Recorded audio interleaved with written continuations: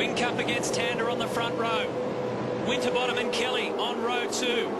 Tander looks pretty good here. He will take the advantage. He has to go over to the left-hand side of the circuit to make sure that Whincup can't get him. Down to turn 1 already. There's contact between those two. Winterbottom sneaks through. Craig Lowndes has to avoid the chicane as well. That'll be an interesting one, and that'll give them a headache in race control trying to figure that out. So there was contact, quite substantial contact between the two lead cars. Then in the end, Tander had no option but to go straight ahead.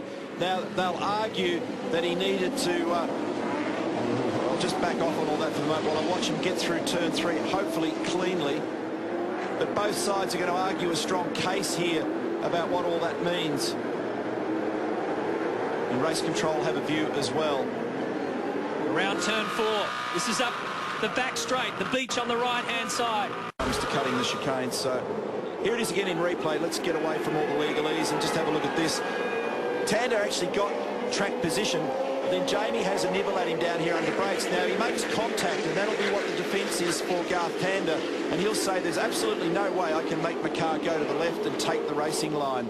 Now, we haven't heard boo from anybody about it yet, but here it is again in replay. If Garth hadn't have actually opened the steering, they'd have had a crash. So he's had to ease out of the steering.